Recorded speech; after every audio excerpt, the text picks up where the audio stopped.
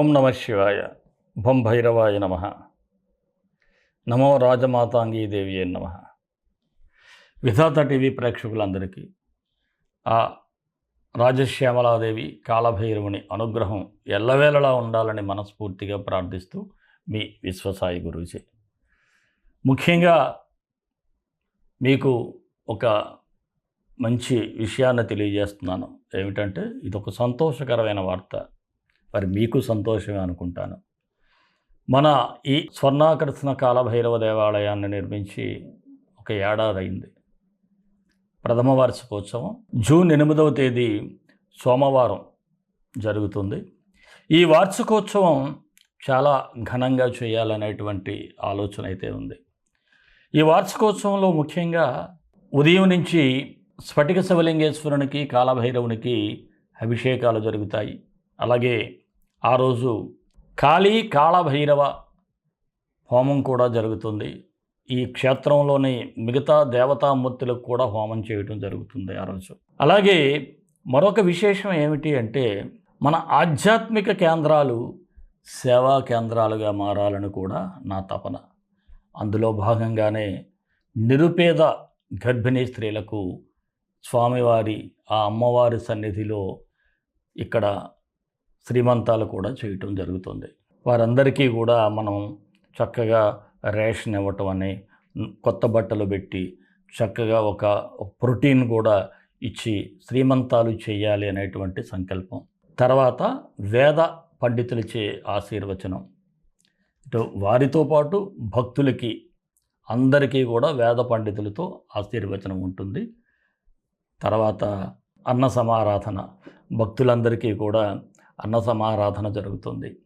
ఇలాంటి విశేషమైనటువంటి కార్యక్రమాన్ని మీ అందరూ కూడా గొప్పగా పాల్గొనాలని మనస్ఫూర్తిగా మీ అందరికీ ఆహ్వానం చేస్తున్నాను. అలాగే ఈ హోమంలో కూడా మీరు ఎవరైనా ప్రత్యక్షంగా రాలేకపోయినా పరోక్షంగానైనా పాల్గొనాలి అనుకునేవారు తప్పకుండా ఈ హోమానికి మీరు ముందుగానే ఈ క్రింద స్క్రోల్ అవుతున్నటువంటి నెంబర్కి వాట్సాప్ మెసేజ్ చేసినట్లయితే తప్పకుండా మీకు వివరాలు తెలియచేయడం జరుగుతుంది. అలాగే ప్రసాదం కూడా మీ ఇంటికి అందించడం కూడా జరుగుతుంది. ఇంతటి అద్భుతమైనటువంటి గొప్ప అవకాశాన్ని ఏ ఒక్కరూ జార విడుచుకోరని మనస్ఫూర్తిగా నేను నమ్ముతున్నాను. అలాగే ఈ నిరుపేద గర్భిణీ స్త్రీలకు చేసే శ్రీమంతాల కోసం మీరు ఏదైనా స్పాన్సర్ చేయొచ్చు. మీరు కూడా మీ వంతు సహకారాన్ని అందించవచ్చు. ఎవరైనా సహకారాన్ని కూడా అందించాలి అనుకుంటే మీరు తప్పకుండా మీరు ఒక వాట్సాప్ మెసేజ్ చేసినట్లయితే మేము స్పందించడం జరుగుతుంది. మీ వంతుగా ఈ సేవా కార్యక్రమంలో కూడా మీరు కూడా భాగస్వాములు కావచ్చు. అందరూ ఈ కార్యక్రమానికి భక్తులందరూ కూడా మీకు తోచినటువంటి సహాయం విరాళాలుగా అందించి ఈ కార్యక్రమాన్ని అద్భుతంగా అన్నప్రసాద సేవలో కానీ, అలాగే ఈ నిరుపేద గర్భిణీ స్త్రీలకు శ్రీమంతాలు చేయటంలో కానీ, ఈ హోమంలో కానీ పాల్గొనాలి అనే భక్తులందరూ కూడా ఈ వాట్సాప్ నెంబర్కి మెసేజ్ చేయండి. తప్పకుండా మీ అందరికీ కూడా ఈ దివ్యక్షేత్రం నుంచి శుభాశిష్యులు అందించడం జరుగుతుంది. మరి ఎప్పట్లాగే రాశిఫలాల్లోకి వెళ్ళిపోదాం. వెళ్ళే ముందు ఒక చిన్న మాట, అది నా రిక్వెస్ట్. మన వీడియోలను దయచేసి లైక్ చేయండి. అలాగే 10 మందికి షేర్ చేయండి. షేర్ చేయడం ద్వారా మన యొక్క విశేషాలు తెలుస్తాయి. అలాగే రాశిఫలాలు కూడా 10 మందికి మీరు తెలిపిన వారు అవుతారు. అదొక పుణ్యకార్యంగా మారుతుంది. ఎవరైనా మన ఛానల్ సబ్స్క్రైబ్ చేసుకోకపోతే సబ్స్క్రైబ్ చేసుకోండి. రాశిఫలాల్లోకి వెళ్ళిపోదాం. తులారాశి జూన్ 1 నుంచి 15 వరకు తులారాశి వారికి ఎలా ఉంటుంది? మిశ్రమ ఫలితాలు అయితే ఈ రాశి వారికి కనిపిస్తూ ఉన్నాయి. మీరు ఏదైనా ఒక పని చేసేటప్పుడు ఇతరులను ఏమైనా ఇబ్బంది పెడుతుందా ఈ పని చేయటం వలన? ఎవరికైనా నొప్పి కలుగుతుందా ఈ మాట మాట్లాడటం వలన? ఇలా ఆలోచించి మీరు ఏదైనా ఒక పని చేయాలి, ఏదైనా ఒక మాట మాట్లాడాలి. ఇది గుర్తుపెట్టుకోండి. లేకపోతే అనవసరమైనటువంటి శత్రువులు పెరిగిపోయేటువంటి సూచనలు ఉన్నాయి. ఆచితూచి అడుగు వేయాలండి. తొందరపాటు నిర్ణయాలు అయితే తీసుకోవద్దు. మీకు తెలియకుండా చేసేటువంటి తొందరపాటు నిర్ణయాలు ఆ తప్పుల వలనే కొన్ని ఇబ్బందులు అయితే ఎదురవుతూ ఉంటాయి. అలాగే మిమ్మల్ని మీరు ప్రూవ్ చేసుకోవాలంటే చాలా ఇబ్బంది పడేటువంటి పరిస్థితి ఉంటుంది. అందువలన చాలా జాగ్రత్తగా ప్రతి విషయంలో కూడా మీరు కేర్ఫుల్గా ఉండాలి. అలాగే ఇక్కడ మీకు మరొక సూచన ఏమిటి అంటే, కొన్ని కీలకమైన నిర్ణయాల్లో మాత్రం మీ పెద్దవారి యొక్క సహకారం ఉంటుంది. వారితో సంప్రదించి చేయటం వలన తప్పకుండా మీరు సక్సెస్ అవ్వగలుగుతారు. అలాగే ఏదైనా ఒక ముఖ్యమైన వ్యవహారం ఉందనుకోండి, అక్కడ మీకు డబ్బు కావాలి. ఏదో ఒక విధంగా ధన సహాయం అయితే వచ్చేటువంటి సూచనలు అయితే ఉన్నాయి. ఇక ఆర్థికపరమైన ఒత్తిడి అయితే మాత్రం చాలా వరకు ఉంటుంది. ఆ ఒత్తిడిని అధిగమించే ప్రయత్నం చేయాలి. అంటే చాలా జాగ్రత్తగా డీల్ చేయాలి. అలాగే కొన్ని సమస్యలు ఉంటాయి. ఆ సమస్యల్ని పరిష్కరించాలి అనేటువంటి భావన మీలో ఉంటుంది. కాకపోతే అది మీ చేయి దాటిపోయినప్పుడు మీరు ఎంత ఆలోచించినా, చించుకున్నా సరే అది మీ చేతిలో లేనప్పుడు చాలా జాగ్రత్తగా ఉండటం చాలా మంచిది. వదిలేయండి ఆ సమస్యని, ఆ దైవానికి వదిలేసేయండి. స్వామి నేనేం చెయ్యలేకపోతున్నాను, మీ ఇష్టదైవానికి వదిలేసేయండి. దీనికి ఒక మార్గాన్ని నువ్వే చూపించు అని వదిలేయండి అంతే తప్ప అనవసరమైన డిప్రెషన్లోకి వెళ్ళిపోయి దీనివలన నెగిటివ్ థాట్స్ కూడా వచ్చేటువంటి సూచనలు ఉన్నాయి. జాగ్రత్తగా ఉండాలి. అలాగే కొంత కుటుంబ సభ్యుల సహకారం కూడా తగ్గే సూచనలు ఉంటాయి. తల్లిదండ్రులు వేరు, ఇతర కుటుంబ సభ్యులు వేరు. అది ఎందుకంటే తల్లిదండ్రులు ఎప్పుడూ మనల్ని కాదనుకోలేరు, ఎలాంటి కష్ట సమయంలోనైనా సరే. కోర్టు వ్యవహారాలలో వాయిదా తీసుకుంటే ఇంకా మంచిది. ఎవరికైనా కోర్టు కేసులు అవి ఉన్న వారికి. అలాగే రుణ ఒత్తిడి కాస్త అధికంగానే ఉంటుంది. మీరు ఎవరికైనా బకాయి ఉన్నట్లయితే చాలా ఒత్తిడి చేస్తారు, ఇమీడియట్గా తీర్చేయమని చెప్పేసి. అలాగే బద్ధకం కూడా ఉంటుంది.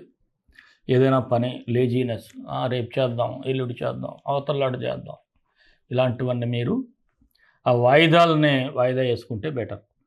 అలాగే మీ సంతానానికి కూడా కొంత సమయాన్ని కేటాయించాలి. వారికి ఏదైనా ఇబ్బంది ఉందా, వారి నడవడిక ఎలా ఉంది, వారి ప్రవర్తన, ఇవన్నీ మీరు చాలా కీన్గా అబ్జర్వ్ చేయాలి. మీ పనుల్లో పడిపోయి వారిని నిర్లక్ష్యం చేస్తే తర్వాత మీరు ఏం చేసినా ఏం చేయలేరు. అది ఇక విదేశీ ప్రయత్నాలు చేసేవారికి అయితే కలిసి వచ్చే సూచనలు అయితే ఉన్నాయి. ఉద్యోగాల కోసం ప్రయత్నించే వారికి మాత్రం మరింత శ్రమ పడాల్సి ఉంటుంది. రాజకీయ నాయకులకు ఇంతవరకు మీ చుట్టూ ఉన్నవారు ఇప్పుడు మీకు శత్రువులు అయిపోయేటువంటి పరిస్థితులు కూడా కనిపిస్తూ ఉన్నాయి. ఎవరినైనా నమ్మి మీ రాజకీయ జీవితంలోని ముఖ్యమైన రహస్యాలు చెప్పితే అది మీకు ఒక ఇబ్బందికర పరిణామంగా ఉంటుంది. గుర్తుపెట్టుకోండి. ఇక ఉద్యోగస్తులకైతే చాలా బాగుంది. మీ పై అధికారుల ప్రోత్సాహం కూడా బాగుంటుంది. కాకపోతే సహ ఉద్యోగులతో కాస్త మృదువుగా మాట్లాడాలి. లేకపోతే వారి నుంచి మీకు సహాయ నిరాకరణ ఎదురయ్యేటువంటి సూచనలు ఉన్నాయి. అలాగే సకాలంలో కూడా పనులు పూర్తి చేసుకోవడానికి ప్రయత్నం చేయండి. ఇక వ్యాపారస్తులు ఏదైనా నూతనంగా వ్యాపారాల్లో మార్పులు చేయాలనేటువంటి ఒక ఆలోచన అయితే మీకు కలుగుతుంది. అయితే ప్రస్తుతం గ్రహస్థితులు అంత అనుకూలంగా లేకపోవటం వలన కాస్త వాయిదా వేసుకుంటే మంచిది. అలాగే వ్యాపారంలో ఏదైనా వస్తువులు క్రెడిట్స్ ఇచ్చినట్లయితే వాళ్ళు ఎవరైనా సరే తర్వాత ఇస్తామని చెప్పేసి తీసుకువెళ్తే మరలా వచ్చే సూచనలు అయితే లేవు. వారి చుట్టూ తిరగాల్సి వస్తుంది. కాబట్టి జాగ్రత్తగా క్యాష్గా మాత్రం ఏదైనా అమ్ముకోండి, క్రెడిట్ అయితే వద్దు. అలాగే ఇది నూతన పెట్టుబడులకు కూడా చాలా మంచి సమయంగా చెప్పాలి. భాగస్వామ్య వ్యాపారాలు కూడా అభివృద్ధి చెందేటువంటి సూచనలు ఉన్నాయి. షేర్ మార్కెట్లో అయితే దీర్ఘకాలిక పెట్టుబడులు పెట్టడం చాలా శుభ ఫలితాలను ఇస్తాయి. అలాగే చిరు వ్యాపారస్తులకు బాగుంది, లాభాలు బాగా సంపాదిస్తారు. కళారంగం, సినీ, టీవీ, ఇతర కళాకారులందరికీ కూడా అనుకూలంగా ఉంది, ప్రోత్సాహకరంగానే ఉంది. ఆరోగ్యపరంగా చూసినట్లయితే కాస్త కేర్ అనేది అవసరం. ముఖ్యంగా ఐ ఇన్ఫెక్షన్స్ అవి ఇబ్బంది పెట్టేటువంటి అవకాశం ఉంది. అలాగే ఫీవర్స్ కూడా వస్తాయి. నిర్లక్ష్యం చేయకుండా జాగ్రత్తగా ఉండండి. ఎక్కువగా వాటర్ తాగడానికి ప్రయత్నం చేయండి. విద్యార్థులైతే పోటీ పరీక్షలు ఇవి ఏదైనా ఉన్నట్లయితే చాలా శ్రమ పడాలి. ముఖ్యంగా ఎవడైతే మీకు నెగిటివ్ ఫ్రెండ్ ఉంటాడో, మిమ్మల్ని చదవకుండా డిస్టర్బ్ చేసి మిమ్మల్ని ఎంటర్టైన్మెంట్ వైపు లాగేవాడు ఉంటాడో వారితో జాగ్రత్తగా ఉండాలి. లేకపోతే మీ బతుకు బస్ స్టాండ్ అయిపోద్ది. గుర్తుపెట్టుకోండి. ఇక అనుకూలమైన తేదీలు ఈ రాశి వారికి 2, 9, 10. కాస్త నిదానంగా వ్యవహరించాల్సిన తేదీలు 5, 7, 14. తులారాశి వారికి మరిన్ని మంచి ఫలితాల కోసం విశ్వగురు సక్సెస్ మంత్రాలు పఠించండి, విజయాలు సాధించండి. ఈ రాశివారు నవగ్రహ స్తోత్రాన్ని చదువుకుంటే బాగుంటుంది. ఆదిత్యాయ చ సోమాయ మంగళాయ బుధాయ చ గురుశుక్ర శనిభ్యచ్చ రాహవే కేతవే నమః. ఈ మంత్రాన్ని డిస్క్రిప్షన్లో ఇచ్చాను. ఉదయం 18, సాయంత్రం 18 చదువుకోండి. శుభ ఫలితాలు అయితే మీకు ఉంటాయి. ముఖ్యంగా ఈ వేసవి కాలంలో పక్షులకు నీళ్లు పెట్టండి, ఇంకా బాగుంటుంది. అలాగే మనకి ఈ వార్షికోత్సవంలో జరిగేటువంటి కాళభైరవ హోమంలో కూడా పరోక్షంగా పాల్గొనండి. అలాగే అక్కడ జరిగే సేవా కార్యక్రమం కూడా మీకు ఎంతో పుణ్య ఫలితాన్ని ఇస్తుంది, పాప పరిహారం చేస్తుంది. మరి మన ఇష్టదైవం కాళభైరవుడు, కాళభైరవ గాయత్రి. కాళకాళాయ విద్మహే కాళాతీతాయ ధీమహి తన్నో కాళభైరవ ప్రచోదయాత్. సర్వే జనా సుఖినో భవంతు, లోకా సమస్తా సుఖినో భవంతు. దేశం కోసం, ధర్మం కోసం, భారతీయ సంస్కృతి విలువల కోసం పాటుపడదాం. స్వస్తి.